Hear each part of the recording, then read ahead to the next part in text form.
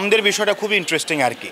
কোনো ঘটনা ঘটলে ওটার এসেন্স বিবেচনা না করে তারা নানান আর্গুমেন্ট সামনে নিয়ে এসে ওই জিনিসটাকে বিতর্কিত করার চেষ্টা করে।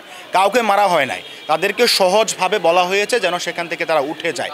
যখন তারা সেখান থেকে উঠে যাচ্ছে না, বিভিন্ন ধরেন বামরা তাদেরকে আবার এখানে বসাচ্ছে কিংবা বিভিন্ন রাজনৈতিক আশ্রয় তারা থাকার চেষ্টা করছে। সেখানে শিক্ষার্থীদের নিরাপত্তার খাতিরে আমাদেরকে কঠোর হতে হয়েছে এবং এই কঠোরতা আমি মনে করি শিক্ষার্থীদের স্বার্থে ডাকসু করার অধিকার রাখে এবং ডাকসু সেটা করবেও। ঢাকা বিশ্ববিদ্যালয়ের শিক্ষার্থীদের প্রতি আমাদের কমিটমেন্ট ছিল যে এই বিশ্ববিদ্যালয়কে একটি নিরাপদ পরিবেশ এখানে নিয়ে আসা এবং সেটার জন্য যত কার্যক্রম হাতে নেওয়া দরকার সেটি আমরা নিব। এটি ছিল আমাদের নির্বাচনের প্রতিশ্রুতি। আমরা নির্বাচিত হওয়ার পর থেকে প্রশাসনকে আমরা বিভিন্নভাবে জানিয়েছি এবং সিটি কর্পোরেশনকে আমরা অবহিত করেছি এখানে যে অবৈধ দোকানপাট রয়েছে কিংবা মাদকের রমরমা ব্যবসা রয়েছে সেটি যেন তারা প্রতিরোধ করে। কিন্তু একটা সময় আমরা দেখতে পেলাম যে আসলে প্রশাসন থেকেও সেভাবে এদিকে নজর দেওয়া হচ্ছে না কিংবা অন্যান্য স্টেক হোল্ডার যারা রয়েছে তারাও আসলে নজর দিচ্ছে না।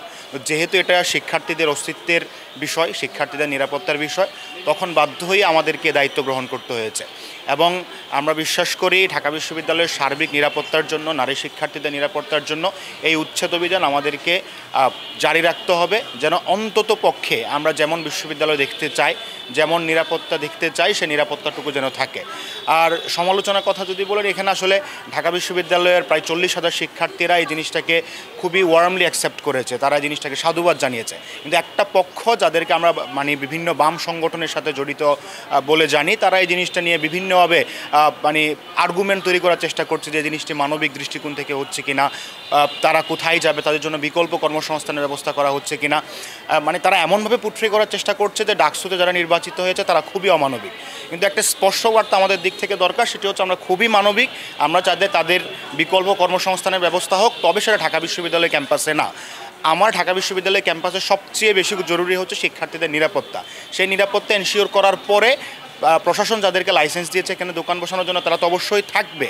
যারা এখান থেকে উচ্ছেদ হবে তাদেরকে রাষ্ট্রকে দায়িত্ব নিতে হবে। আমরা রাষ্ট্রের বিভিন্ন স্টেক হোল্ডার সাথে সেটা নিয়ে আলাপ করছি অলরেডি, যেন তাদের জন্য কর্মসংস্থানের ব্যবস্থা করা হয়। এই যে কর্মসংস্থান নাই সেজন্য আপনি কোনো অবৈধ জিনিসকে বৈধ মনে করবেন, আমি মনে করি এটা শুধুমাত্র আপনার রাজনৈতিক কূটচালের অংশ। আপনি রাজনৈতিক স্বার্থে শুধুমাত্র ডাকসুকে এখানে বিতর্কিত করার চেষ্টা করছেন।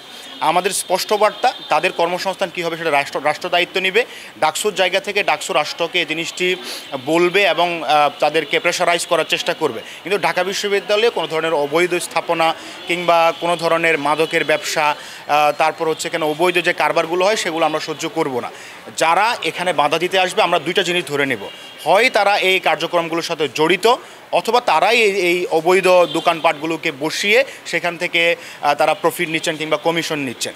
তো যদি দুটো না হয় তাহলে এখানে এটার বিরোধিতা করার কিংবা শিক্ষার্থীদের বিরুদ্ধে গিয়ে তাদের পক্ষ নেওয়ার কোনো কারণ আছে বলে আমার কাছে মনে হয় না।